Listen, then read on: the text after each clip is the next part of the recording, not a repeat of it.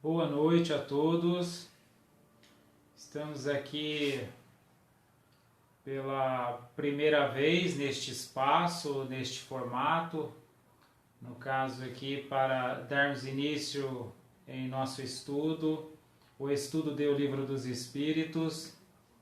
Nós temos um outro estudo realizado aos domingos às 9 horas da manhã, o qual nós transmitimos ao vivo pelo YouTube.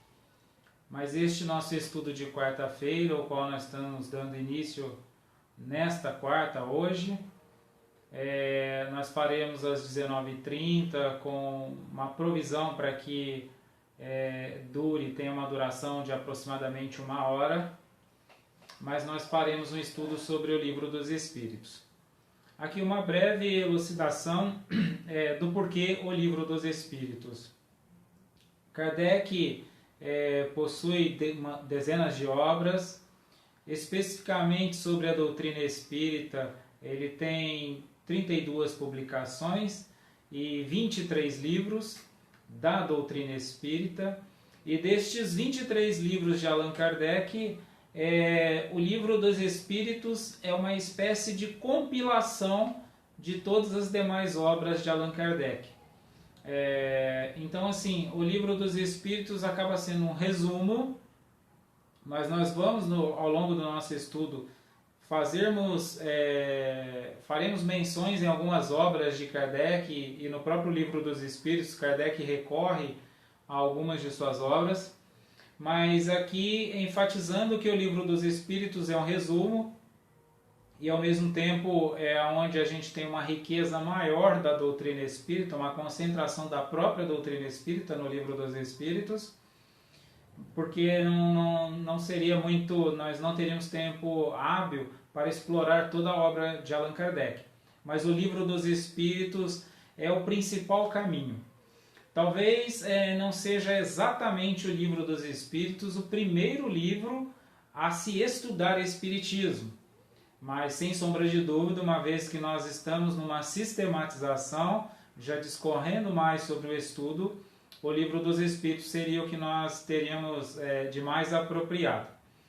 Então, falando um pouco deste estudo, como é o primeiro estudo, eu quero elucidar aqui uma obra de Allan Kardec, a obra O que é Espiritismo, né? Esta obra de Allan Kardec, escrita em 1862, inclusive escrita posteriormente ao Livro dos Espíritos, ela, de certo modo, ela é uma prévia ao estudo da doutrina espírita. Então, para quem quisesse iniciar do zero, vamos dizer assim, né? Por onde eu quero começar do zero? Como eu devo estudar o Espiritismo? Se a intenção é começar do zero, a ter uma metodológica bem organizada para estudar Espiritismo, o ideal é que inicie por o que é Espiritismo, né? Allan Kardec ele já estruturou para que a obra, a doutrina espírita assim fosse estudada, né?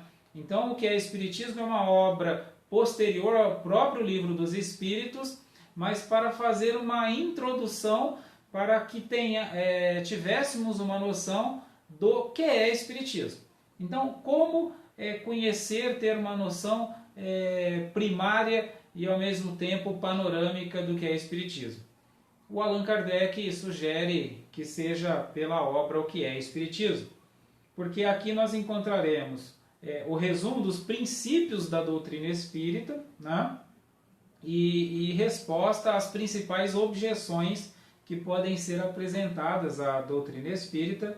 E aqui eu quero fazer um pequeno comentário desta obra que eu acho que é válido para nós que estamos iniciando o estudo do Espiritismo, e no caso aqui do Livro dos Espíritos, né? Allan Kardec diz logo aqui no prólogo desta obra que o Espiritismo é ao mesmo tempo uma ciência experimental e uma doutrina filosófica. Então, olha como que Allan Kardec define no que é Espiritismo, né? Que é Espiritismo na obra O que é Espiritismo. Ele é ao mesmo tempo uma ciência experimental e uma doutrina filosófica. Então, como ciência prática, ele tem sua essência nas relações que podem estabelecer com os espíritos, com as inteligências humanas, encarnadas ou não, né? E como filosofia ele compreende todas as consequências morais decorrentes destas relações.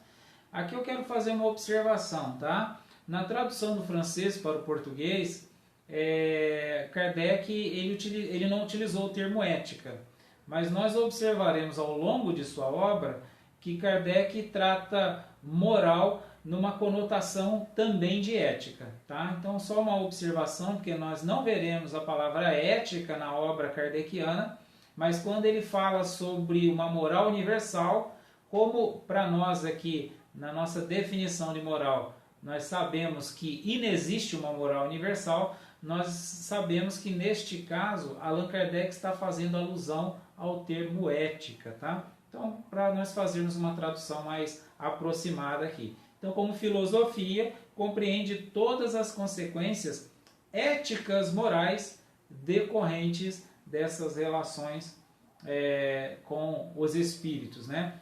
Então, ele diz que o espiritismo pode ser definido assim: é uma ciência que trata da natureza, origem e destino dos espíritos, bem como de suas relações com o mundo corporal.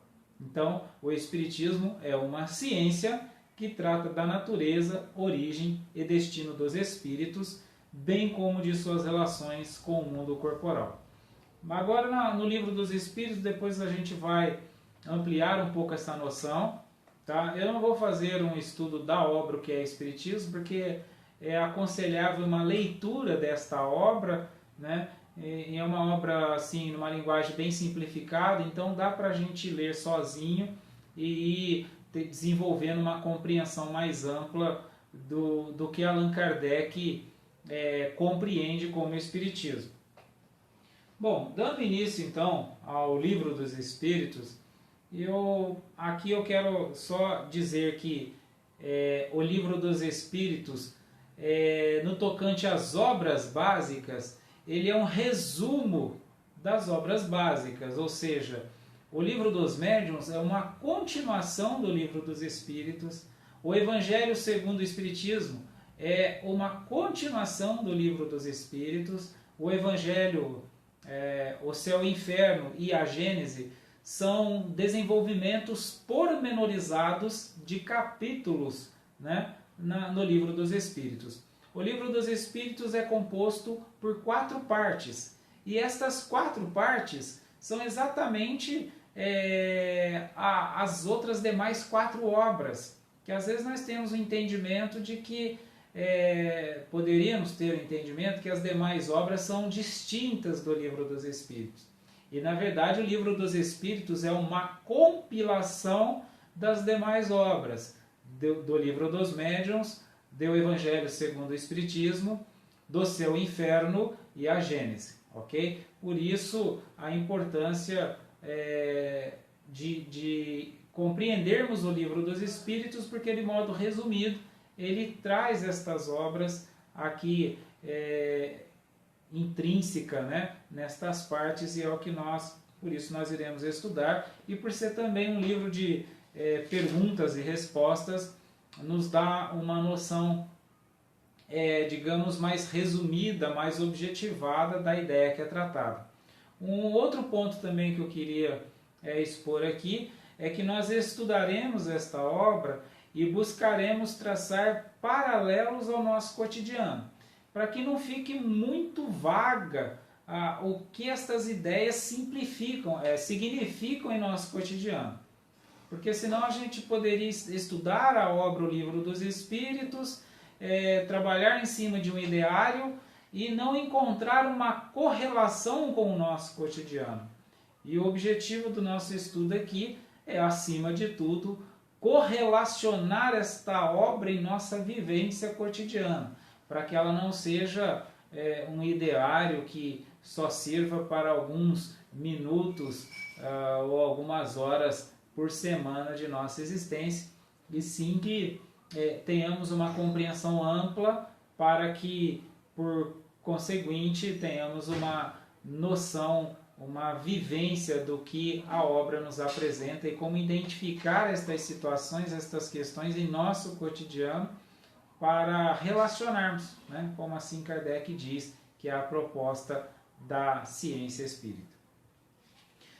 O Livro dos Espíritos, ele contém os princípios da doutrina espírita sobre a imortalidade da alma, sobre a natureza dos espíritos, suas relações com os homens, as leis morais que eu traduzi para o português chamando de leis éticas morais, a vida presente, a vida futura e o porvir da humanidade. Aqui tem um ponto interessante, para a vida presente também, porque às vezes nós poderíamos ter uma compreensão de que o Espiritismo está falando mais com o aspecto de mim espírito desencarnado, ou de mim espírito numa dimensão que não seja esta cotidiana.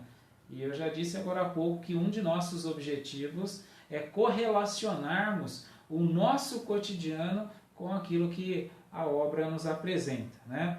Então são os ensinamentos dos espíritos superiores, catalogados por Allan Kardec, através de diversos médiuns recebidos e ordenados por ele, né? Então essa aqui, a obra que eu estou estudando, é uma tradução de João Herculano Pires. Nós temos ainda outras duas famosas, comuns traduções no Brasil, de Guilom Ribeiro e Salvador Gentili, né? A gente vai observar que varia um pouquinho de uma para outra no tocante à tradução. Uma tradução para outra tem uma certa diferença para quando nós vamos realizar um estudo sistematizado. Boa noite, Janete, abraço para você aí, tá? Estamos juntos aí, presentes e estudando para que a gente consiga, da melhor maneira possível, né, desenvolvermos a compreensão desta joia que Allan Kardec, junto à espiritualidade superior, nos apresenta, né? Então aqui, voltando ao ponto aqui, essa catalogação feita por Allan Kardec é uma catalogação da qual nós observaremos um ordenamento, e a gente vai falar disso ao longo do nosso estudo, né? O quanto esta obra é muito bem estruturada, tá? E eu falava agora há pouco sobre as traduções, elucidando que no estudo sistematizado nós observaríamos alguns pontos que são detalhes, mas que faz grande diferença. Quando eu simplesmente, quando eu, por exemplo, falo da simples tradução de moral para ética, isso é profundamente impactante, porque a ética é universal e a moral, ela é para grupos, né? Ela é circunscrita a um grupo, e a ética ela é um princípio, ela não é uma regra. A moral é uma regra. A ética não pode ser uma regra, ela é um princípio. É como se a ética fosse dinâmica. Eu não vou aprofundar muito sobre ética moral, até porque há uma palestra gravada minha falando sobre as leis morais, e eu elucido um pouquinho sobre a diferença entre ética moral e a compreensão da diferença de ética moral para estudarmos a doutrina espírita nos fará muita diferença, tá? Mas ao longo do estudo a gente vai comentando também, né? Eu não vou aprofundar muito na ética agora e na moral para que a gente siga esta metodológica apresentada por Allan Kardec, porque de modo mais didático ele estruturou a doutrina espírita, o Livro dos Espíritos, e eu não quero divagar muito desta estruturação que ele aqui apresenta, né? Eu agora há pouco falei que o livro O que é Espiritismo é de 1862, né? Só corrigindo, é de 1859, tá? O Livro dos Espíritos é de 14 de abril de 1857 e O que é Espiritismo 2 anos depois, tá? Embora seja 2 anos depois, ele escreve para que tenhamos uma noção mais panorâmica, como eu disse, acerca do Espiritismo. Eu vou fazer um pequeno comentário sobre o índice do Livro dos Espíritos, porque às vezes a gente acaba esquecendo de estudar o índice, né, achando que muitas vezes o índice ele servirá apenas como uma referência para buscarmos alguma coisa na doutrina espírita, no livro dos Espíritos.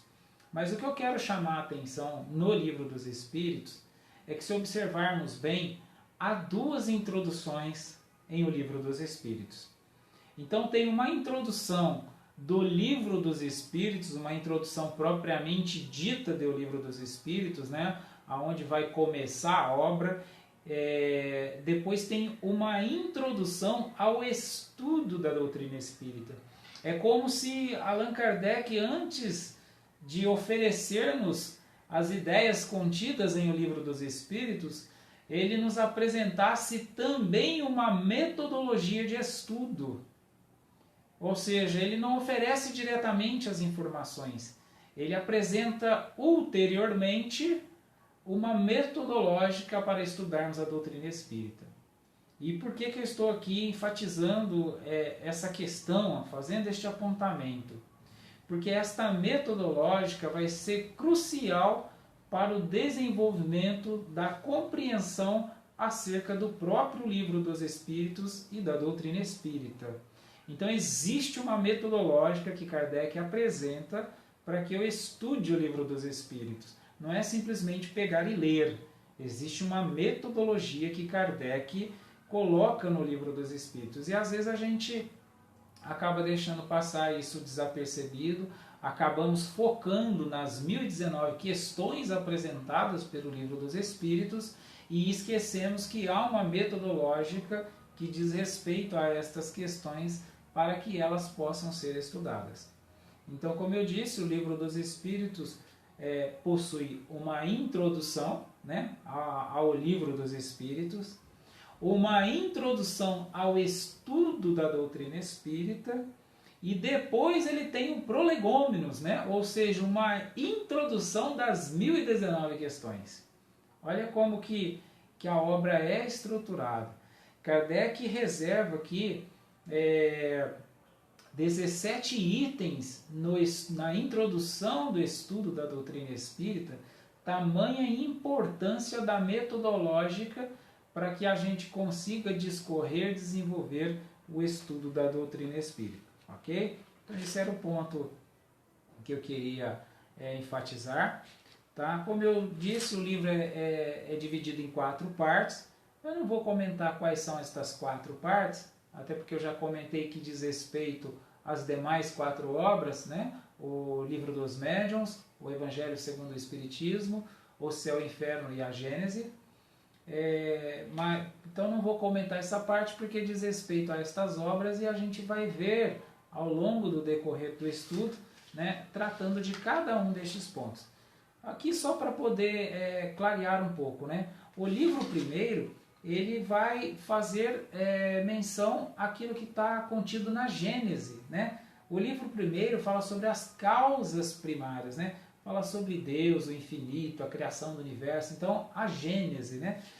E o livro segundo, ele fala sobre o mundo espírito ou o mundo espírita, né? O mundo espírita ou o mundo dos espíritos. Isso faz menção ao Livro dos Médiuns, né? Que fala sobre o mundo espírita ou o mundo dos espíritos. O livro terceiro, do Livro dos Espíritos, fala sobre as leis morais, ou seja, as leis éticas morais, como eu traduzi para o português, né? E as leis éticas morais, elas estão desenvolvidas de modo pormenorizado em o Evangelho segundo o Espiritismo. Então, o Evangelho segundo o Espiritismo é as leis morais tratadas aqui no Livro dos Espíritos, no livro terceiro. E o último livro, o livro quarto, falando sobre esperanças e consolações, é o que vem falar na obra O Céu e o Inferno. Tá? Falando sobre penas e gozos terrenos, penas e gozos futuros, ou seja, a obra O Céu e o Inferno é um desenvolvimento da 4ª parte do Livro dos Espíritos. Ok? Começando aqui então na introdução ao Livro dos Espíritos, que eu disse que existe uma introdução. No caso desta introdução aqui, né, ela é uma introdução realizada por Herculano Pires. Então é uma introdução que só existe na tradução de Herculano Pires. E depois nós teremos uma introdução ao estudo da doutrina espírita. Aqui eu não vou ler muito rigorosamente o que Herculano Pires escreveu, porque seria, digamos assim, uma noção que ele faz, né? Uma noção que ele faz, mas aqui eu quero fazer alguns apontamentos desta introdução dele, tá? Ele quer dizer aqui que com este livro, em 18 de abril de 1857, raiou para o mundo uma era espírita. Então ele começa a já trazer uma compreensão ampla, uma compreensão panorâmica da doutrina espírita, sobre ela ter sido consolador, né? Sobre ela ter raiado para o mundo, né? Algo que seria uma nova fase da evolução humana, tá? O Livro dos Espíritos, ele é um código de uma nova fase da evolução humana, e a gente vai perceber ao longo do estudo por que ele é, né, esta nova fase. E ele ao mesmo tempo diz que não é um livro comum, que se pode ler de um dia para o outro e depois esquecer num canto da estante. Essa observação dele é muito importante, tá?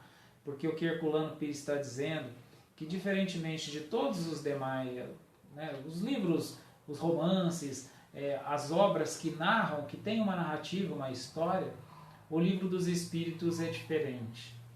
Porque ele é um livro que, com o perpassar dos anos, cada vez que eu estudo, eu tenho uma noção diferenciada. Porque conforme o meu amadurecer, vai ser conforme o meu interpretar, o meu assimilar, e ao mesmo tempo minha capacidade de introjetar, que é um outro ponto também que é objetivado neste estudo. No sentido de que nosso compromisso aqui, né, neste estudo, não é ficar elucidando uma teoria, né? Ficar explanando uma teórica espírita, e sim encontrar meios de compreensão. E compreensão aqui eu defino como algo que seja introjetado. Aqui eu estou dissociando, distinguindo conhecimento de saber. Conhecimento é aquela informação que é portada pelo meu intelecto, mas ela não é sentida em meu viver. E o saber é o sentir. O saber é aquele conhecimento introjetado, e por ser um conhecimento introjetado, ele deixa de ser um conhecimento e passa a ser um saber, passa a ser uma sabedoria, porque ele também passa a ser vivido a partir do momento que ele é introjetado. Então, o nosso compromisso aqui é buscar esta compreensão, buscar este saber, e não apenas trabalhar com o desenvolvimento de um conhecimento da doutrina espírita. É trabalhar com o conhecimento e, concomitantemente a isso, trabalhar com uma introjeção, uma interiorização deste conhecimento, e deste modo, então, nós estaremos passando para o saber. E o saber é sentir, o sentir é viver, logo é um conhecimento introjetado, um conhecimento do qual eu vivo. Não é uma perspectiva de ter uma informação e não saber como viver esta informação, como lidar com esta informação, como correlacionar esta informação com o meu cotidiano. E sim, simplesmente sentir e viver esta informação, que deixa de ser informação, deixa de ser um conhecimento para ser um saber. Por isso que ele faz esta observação aqui. Um outro ponto, né, ele diz que sobre este livro ergue todo um edifício, né, o da doutrina espírita, como eu disse, a compilação da doutrina espírita, né, a pedra fundamental do espiritismo, o marco inicial. Ele disse também que uma coisa muito interessante nesta observação, ele fala sobre a codificação do espiritismo, né? Ele é, além de ser a pedra fundamental, ele é uma compilação total da doutrina espírita, ou seja, eu posso buscar uma compreensão da doutrina espírita de maneira, digamos assim, totalitária, apenas pelo Livro dos Espíritos. As demais obras são estudos sistematizados, são estudos pormenorizados do Livro dos Espíritos. Mas o Livro dos Espíritos é a compilação de todas as demais obras do Espiritismo, ok? Aqui ele também faz menção sobre a filosofia espírita e aqui eu quero chamar a atenção para este aspecto. Se Allan Kardec diz que a doutrina espírita, na obra O que é o Espiritismo, é uma ciência prática e uma filosofia, uma doutrina filosófica, né? Aqui a gente começa a chamar a atenção para este aspecto filosófico da doutrina. O aspecto filosófico da doutrina, como diz o amigo Haroldo Dutra Dias, é inexplorado. A gente fala, às vezes, que a doutrina espírita é uma doutrina filosófica, mas em termos concretos nós não temos uma noção muito ampla do que se trata esta filosofia.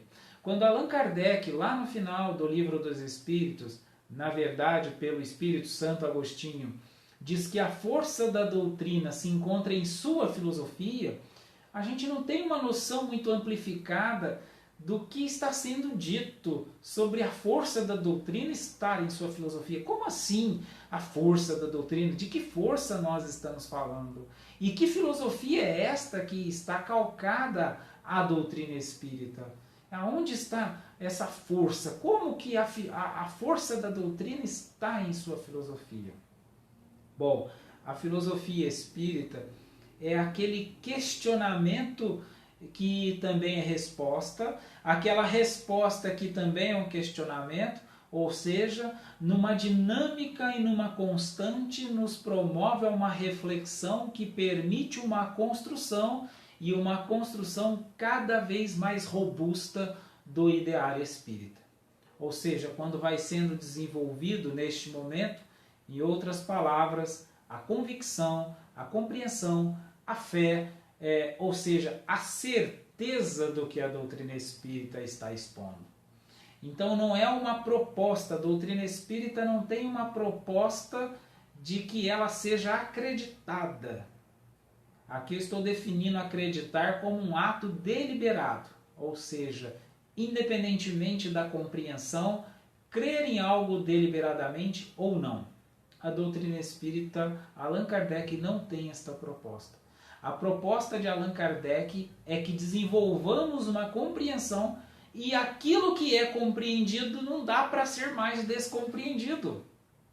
O acreditar pode ser desacreditado em dado momento. O compreendido não pode mais ser compreendido.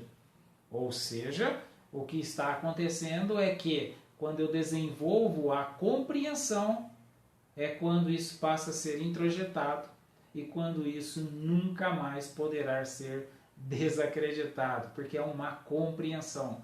E a força da doutrina encontra-se em sua filosofia, porque é através da filosofia espírita que nós desenvolveremos estes conceitos dos quais nós construiremos esta compreensão, e esta compreensão, sendo agora compreendida, não depende mais de mim querer acreditar ou não.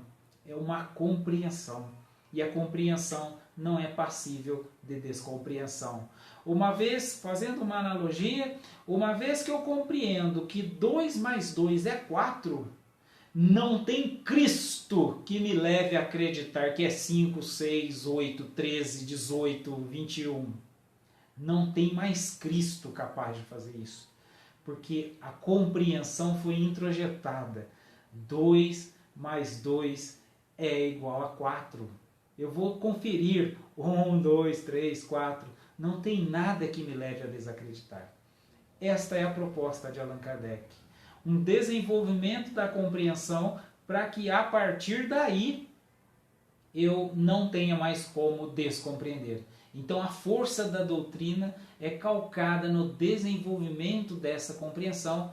Compreensão esta que só desenvolve conforme eu vou desenvolvendo a minha filosofia espírita, a compreensão deste processo filosófico na construção do saber.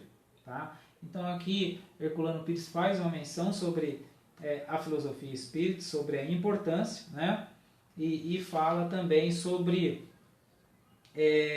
digamos assim, a metodológica da qual esta filosofia é estruturada. Ele fala também sobre a dialética espírita, sobre a legitimidade do livro, tá? A dialética aqui ele está falando um pouco do aspecto metodológico de construção do conhecimento espírita, da doutrina. Ele faz menção ao problema científico, ao problema religioso, que aqui eu não vou aprofundar muito, porque depois na introdução do estudo da doutrina espírita eu vou aprofundar. Tá? Este problema científico e problema religioso é um problema já solucionado, tá? Por Allan Kardec, ou seja, a gente vai tratar disso na introdução do estudo da doutrina espírita. E aqui então, dando início à introdução ao estudo da doutrina espírita, a primeira coisa que Allan Kardec coloca é sobre o espiritismo e espiritualismo. E aqui eu vou ler e vou comentando o que Allan Kardec está dizendo nesta introdução do estudo da doutrina espírita. Allan Kardec diz o seguinte: para as coisas novas necessitamos de palavras novas, pois assim o exige a clareza de linguagem, para evitarmos a confusão inerente aos múltiplos sentidos dos próprios vocábulos. O que Allan Kardec está dizendo aqui? Ele está dizendo que para coisa nova a gente necessita de palavras novas. O Espiritismo era uma coisa nova. Então ele iria precisar de novas palavras para poder explicar esta coisa nova. E ele começa então a criar neologismos. A própria palavra Espiritismo é uma invenção de Allan Kardec, né? Ou seja, Espiritismo é uma palavra inventada, criada por Allan Kardec para definir a sua nova ciência. A nova ciência desenvolvida e estruturada por Allan Kardec, ele chamou de Espiritismo. E aqui ele fala que exige a clareza de linguagem. A primeira preocupação na introdução do estudo da doutrina espírita, a preocupação de Allan Kardec é que houvesse uma clareza de linguagem. Eu sei que aqui eu estou falando, parece que trazendo muitas informações, mas é isto que acontece na introdução do estudo da doutrina espírita. Allan Kardec não tinha um propósito, gente, pega aí, vamos ler, vamos correr, não tinha essa proposta. Allan Kardec era um pedagogista, desenvolvedor da ciência pedagogia. Ele era um epistêmico por excelência, ele era um próprio desenvolvedor da concepção de ciência. Por isso ele chama o Espiritismo de nova ciência. Allan Kardec cria uma nova metodologia científica, uma nova epistemologia, algo que fosse um parâmetro para o desenvolvimento de ciência a partir de 1857. O que, curiosamente, recentemente, o Ministério da Saúde no Brasil catalogou uma das práticas estudadas por Allan Kardec, aquilo que a gente chama de passe magnético, né? O Ministério da Saúde catalogou como medicina alternativa, tratamento terapêutico alternativo, né? Reconhecendo isso como uma prática científica, por tamanha a quantidade de resultados e estudos científicos mostrando a eficiência do passe magnético. E Allan Kardec, então, ele tem esta proposta, ou seja, ele estrutura uma metodologia para que tudo que ele fosse apresentado tivesse um embasamento científico. Ou seja, o que eu chamo de embasamento científico aqui também? Algo que não pudesse ser refutado. Quando eu falo ciência, eu estou falando naquilo que existe na vanguarda de nossa sociedade em termos de saber humano. Ou seja, quem é o maior referencial do saber humano na atualidade? Em termos de catalogação de conhecimento e desenvolvimento deste conhecimento, que também vem se tornando saber, são as universidades. E as universidades trabalham com a lógica científica, ou seja, é necessário uma metodologia, uma análise, uma verificação, uma certificação, uma comprovação para que aquilo seja tomado como fato, como verdade, ainda que como verdade temporal, né? Porque os grandes cientistas não são absolutistas, ou seja, os grandes cientistas reconhecem que todas as suas teses podem, em dado momento, ser refutadas. Que até aquele momento ela não foi, ótimo, mas que não implica que ela não poderá ser no futuro. E Allan Kardec tem essa noção. Ele sabe que ele precisa estruturar algo para que nem no futuro aquele algo seja refutado. Nem no futuro aquele algo seja questionado. Por isso que ele tem essa preocupação de criar estes termos, esta preocupação com esta estruturação, com esta introdução do estudo, para que a doutrina espírita fosse estudada deste modo. E por que ele tem essa preocupação de modo resumido? Para que depois a doutrina espírita fosse de fato um saber. Para que ela não fosse mais um amontoado de informações em nossa existência, em nossa vida, sem uma maior correlacionalidade com o nosso cotidiano, sem uma maior noção de como vivenciar cada um destes aspectos apresentados na doutrina espírita em nosso cotidiano, em cada minuto de nosso dia, nas 24 horas por dia. Então ele começa dizendo que para as coisas novas necessitamos de palavras novas, pois assim exige a clareza da linguagem. Então Allan Kardec preocupa muito com essa clareza de linguagem, embora eu disse que aqui parece que eu não estou sendo muito claro, né? Mas é que Allan Kardec estava, digamos assim, preocupado com outros que cobrassem esta clareza, e se não fosse muito claro, seria facilmente refutado ou mal interpretada a doutrina, né? Então o que faz com que a doutrina seja a doutrina espírita e seja isso que esteja na vanguarda do pensamento filosófico, né, é exatamente essa preocupação de Allan Kardec, este modo do qual ele estruturou. Então ele fala isso para evitar a confusão inerente aos múltiplos sentidos dos vocábulos. Por exemplo, se eu dissesse aqui agora, o cabo foi soldado, né? O que vocês entenderiam disso? Que o cabo da corporação militar outrora fora soldado, porque agora hoje ele se encontra após promovido, se encontra cabo, ou está sendo entendido que o cabo da panela quebrou e posteriormente foi consertado, foi soldado, né? Observe que Allan Kardec tem esta preocupação, porque vai ser decisivo em alguns momentos eu ter essa distinção, esta noção, porque é como se eu estivesse construindo um grande edifício, e se neste grande edifício faltar uma coluna, todo o edifício vai ser comprometido. Imagine que eu venha construir um edifício de 1000 andares, e de repente no terceiro andar ficou comprometida uma coluna. Este edifício não atingirá os 1000 andares. Em dado momento, esta falha no terceiro andar vai ser um motivo para que este edifício não atinja os 1000 andares. Então essa é a preocupação de Allan Kardec. Ele quer uma construção coesa em cada passo dela, para que ela possa desenvolver-se, e desenvolvendo, ela não atinja o ponto de um dado momento não conseguir mais dar sequência, dar continuidade, que em termos práticos a gente vai desanimando com o Espiritismo. A gente vai, é tão difícil viver isso, fazer isso. Por que é difícil? Porque eu não compreendi. Porque eu acreditei. E como o meu acreditar, às vezes ele não é muito consistente, ele não é, porque foi uma decisão deliberada, não foi um saber, não foi uma compreensão, né? Eu titubeio naturalmente.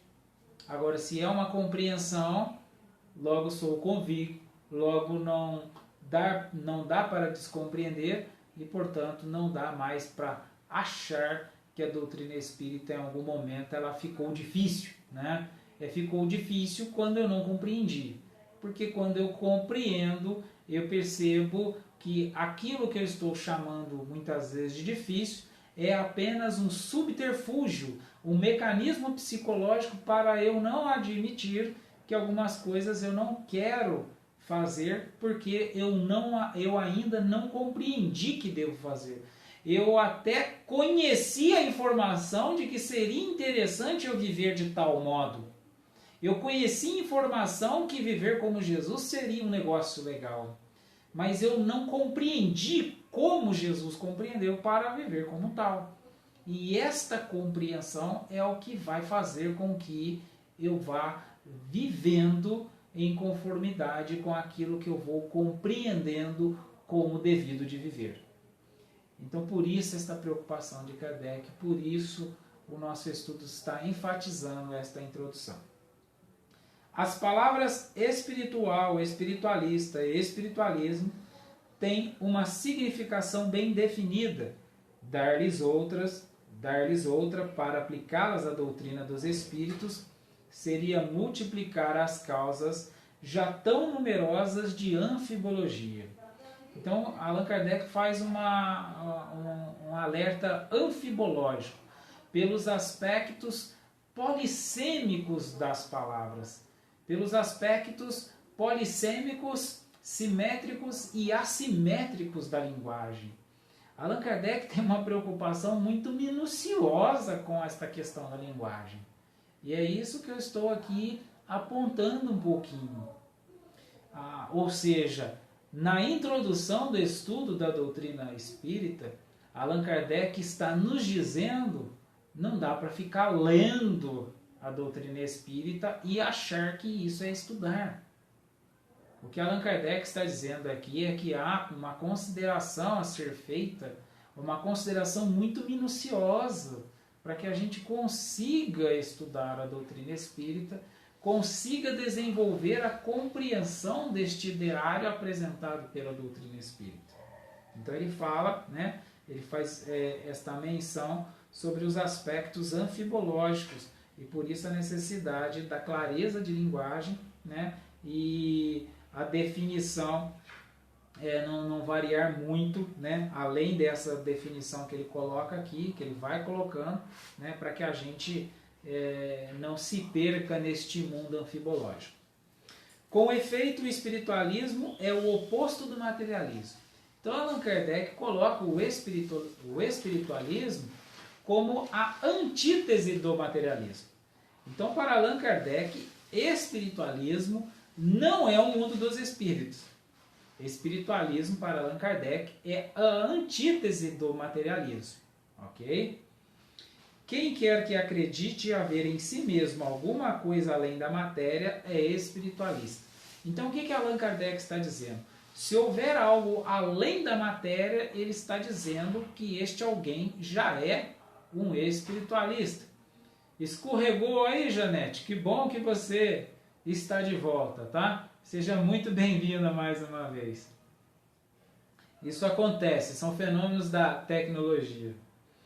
Bom, então, o que Allan Kardec estava dizendo aqui, né, é que qualquer coisa, quem acredite haver qualquer coisa além da matéria, este já é espiritualista.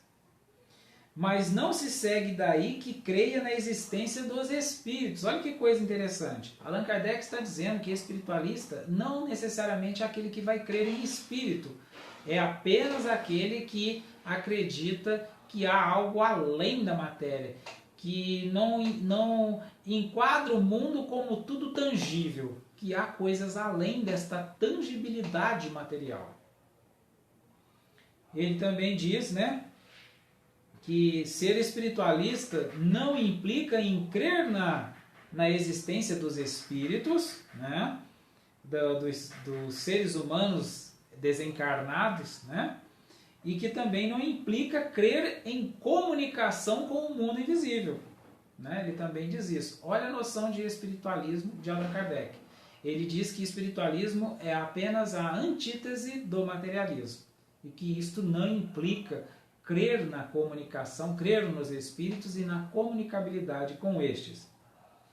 Em lugar das palavras espiritual e espiritualismo, empregaremos para designar esta última crença as palavras espírita e espiritismo, nas quais a forma lembra a origem e o sentido radical e que por isso mesmo tem a vantagem de ser perfeitamente inteligíveis, deixando para espiritualismo a sua significação própria.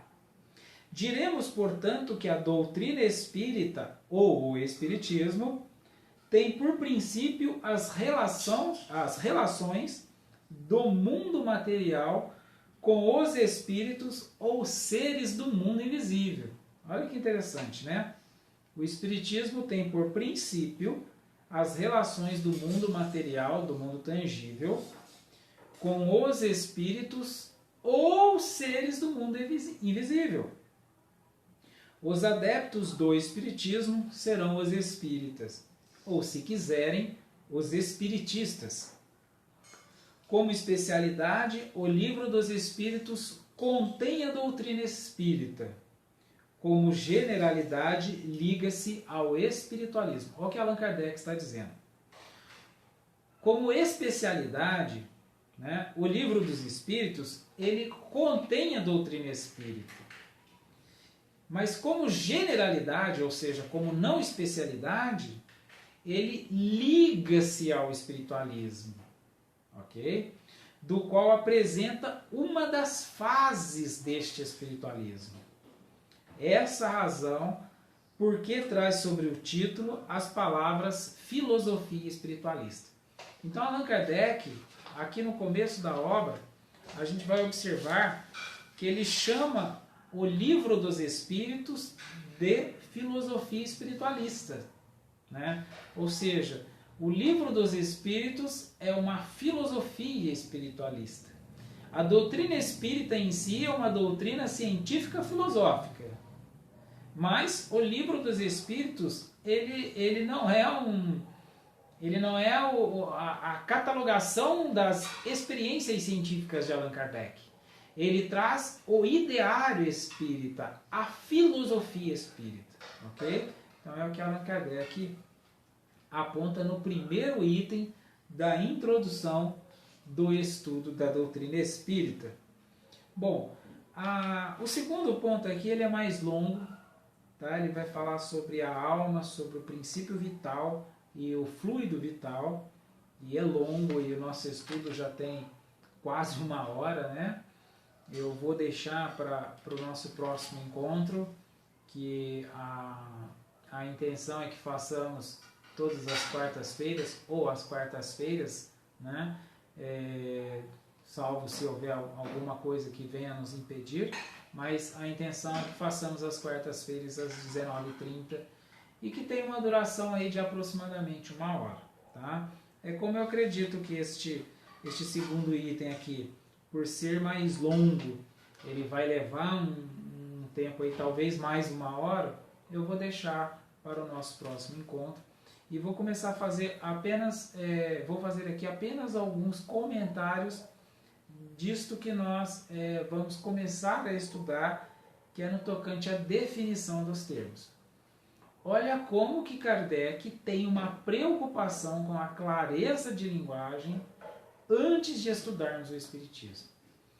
É como se Allan Kardec, ou melhor, é como não, ele está nos dizendo, se nós não tivermos uma metodológica que promova uma clareza de linguagem, nós não iremos compreender a profundidade tratada pela doutrina espírita, a profundidade tratada em O Livro dos Espíritos. Então é isto que eu queria enfatizar aqui, esta clareza de linguagem. Como eu disse, parece que eu estou aqui trazendo muitas informações, mas na verdade eu só estou assim de modo minucioso, né, tratando um pouco estes temas. Janete, você não perdeu nada, tá? E se tiver algum problema, vai ficar gravado este nosso estudo também, tá? Então depois você poderá estar voltando e verificando se você perdeu alguma parte, ou até se não perdeu, quiser assistir novamente para rememorar melhor ou para desenvolver melhor a compreensão, né? Porque uma outra coisa que nós iremos trabalhar aqui é sobre a desnecessidade de decorarmos a doutrina espírita. Tá? Aliás, a nossa proposta aqui ela é quase inversa a isso. Porque quando eu decoro é quando eu não introjeto. Quando eu não introjeto é quando não torna saber. Então, para nós não é interessante eu ter decorado algum conceito da doutrina espírita. É interessante eu ter introjetado. E a introjeção tem uma característica curiosa. É quando eu sei, mas nem sei dizer como sei. É como se eu também soubesse, mas não conseguisse explicar como sei. Né? O saber é tão curioso, por isso a gente vai ver pessoas analfabetas muito sábias, porque ele só sabe que sabe. Mas se a gente falar para ele, olha, dá para você catalogar isso tudo em livro, ele não vai saber. Mas ele só sabe que sabe. Né? Esta é uma das características curiosas do saber. Né? O saber, ele não necessariamente é passível de memória, de intelectualidade. O saber, ele não tem correlação com minha capacidade intelectual. Olha que coisa curiosa. Às vezes a gente tem a suposição de que capacidade intelectual cognitiva tem correlacionalidade com o saber. E na verdade isso não se dá. Se a gente fizer um levantamento, um estudo acerca de saber, a gente vai ver que não tem nenhuma correlacionalidade. Porque muita gente apenas sabe e às vezes aprende com experiências e não precisa de desenvolvimento de letras, de linguagens bem articuladas intelectualmente para se desenvolverem. Né? Allan Kardec tem sim essa proposta desta articulação intelectualizada, né? Porque ele era um intelectual. Mas a gente vai perceber ao longo da doutrina espírita que ele é assim, mas que não necessariamente para compreender o espiritismo precisa ser assim. Bem pelo contrário, ele vai dizer na doutrina espírita, no Livro dos Espíritos, né? Faz menção sobre isso também em outras obras, que o verdadeiro espírita é aquele que busca domar suas más inclinações e busca realizar sua transformação moral. Allan Kardec está dizendo que ser espírita muitas vezes é nunca ter ouvido falar de espiritismo. Ao mesmo tempo ele está dizendo que eu posso ter decorado toda a sua coletânea de 23 obras e mesmo assim não ser espírita. Olha o que Allan Kardec está dizendo. Né? Exatamente, né? A diferença entre o conhecimento e a sabedoria, né? Exatamente. Por isso que eu estou fazendo essa distinção. Conhecimento é aquilo que fica decorado, é aquilo que eu tenho na memória. A sabedoria é aquilo que eu sinto e que não necessariamente eu preciso ter também na memória. Porque às vezes eu sinto e tenho na memória. Mas a memória é o primeiro estágio e ela é desnecessário para o saber. Por isso que eu disse que a sabedoria, né? A gente vai ver muitas pessoas analfabetas, ou seja, não tem conhecimento, não tem na memória informações, mas tem a sabedoria. Ela tem o sentir daquilo que seria expressado pelo conhecimento. Ela tem o sentir daquilo que seria expressado. Mas como ela não tem palavras, não tem vocábulos, e ela simplesmente sente, ela simplesmente sabe. Né? Então Allan Kardec tem também essa distinção. É essa distinção que eu estou apontando aqui. Estou apontando aqui a importância de fazermos essa distinção exatamente para que a gente consiga desenvolver uma compreensão ampla e aprofundada. E quando eu estou dizendo compreensão ampla e aprofundada, não necessariamente eu estou dizendo complexa, bem pelo contrário até, né? Noção ampla e aprofundada muitas vezes é muito simples, né? É que o que às vezes parece que fica complexo é a quantidade de adjetivações que eu coloco num conhecimento, e aí eu me perco naquele próprio conhecimento que eu estou articulando, né? Mas sim uma simplicidade. Mas uma simplicidade que não é confundida com simploriedade, que também são outras coisas distintas, né? Simplicidade, é aquilo que é simples, é aquilo que todos podem lançar mão, todos podem sentir, né? Agora, simploriedade é aquilo que é mal feito, é aquilo que é feito de qualquer jeito, é aquilo que é faltando parte, faltando pedaço. E o nosso objetivo aqui não é ter um estudo faltante, né? O que eu fiz analogia agora há pouco da construção de um edifício de 1000 andares. A gente não quer chegar no 3º, 4º andar e está faltando colunas, porque depois isso vai afetar o 5º, 6º, 7º, vai comprometer toda a construção. Então aqui, com muita simplicidade, está construindo esse edifício. Mesmo que eu leve mais tempo, né? Mesmo que eu vá levar mais tempo para construir cada andar, mas cada andar precisa estar bem construído. Mesmo que meu edifício só tenha 10 andares, mas 10 andares bem construídos.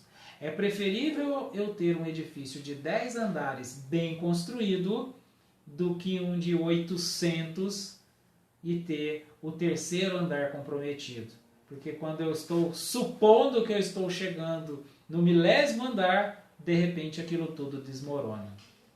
E isso, na nossa vida, pode ter um impacto trágico. Né? Quando eu ao longo de muitos anos, pensei que estava construindo um belo edifício e de repente me vejo quebrado, desmoronado, destruído. E por que me vejo assim? Porque o 3º andar, em algum momento na história, eu fiz uma construção, em algum andar, ou até mais de um andar, eu fiz uma construção comprometida. E aí meu edifício, quando estava lá beirando 800 andares, aquilo desmoronou. Porque, na verdade, eu não estava construindo um prédio robusto.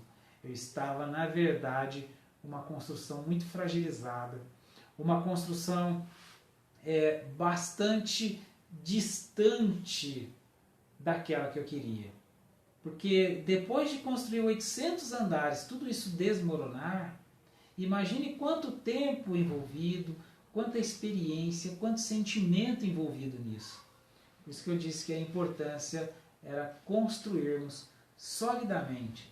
Ainda que cada andar, vagarosamente, a gente vá construindo. Por isso que eu disse que hoje nós ficaríamos apenas no item 1º da introdução do estudo da doutrina espírita, para nós não nos precipitarmos.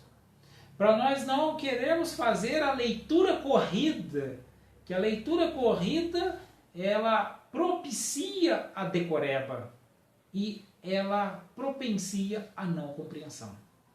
E o nosso objetivo aqui é o contrário, é propiciarmos a compreensão em detrimento da decoração, em detrimento de uma informação que nós venhamos a registrar, mas que aí, por não ser sentida, não faz nenhuma diferença em nossa existência. Né? Então, a nossa proposta aqui é, de fato, buscarmos esta construção robusta, buscar essa compreensão, para que tudo aquilo que eu venha perpassar pela doutrina espírita seja algo que eu viverei, porque eu sentirei as razões, os motivos dos quais devo eu viver aquilo, porque eu compreendi, né? Como eu falava agora há pouco, não dá para eu descompreender. Depois que eu compreendo, aí não tem mais nada difícil, porque eu compreendi. E se eu compreendi, é óbvio para mim, é lógico para mim. E se eu compreendi que eu devo viver, eu simplesmente vivo. E o difícil vai ser viver diferente disso, porque eu compreendi. Tá? Então, esta é nossa proposta, né, para que a gente vá estruturando de modo robusto, de modo que a gente vá de fato observando esta força da filosofia espírita. Aonde aqui a gente está nesse nosso estudo vendo a força da filosofia, né? A filosofia sendo a força da doutrina espírita.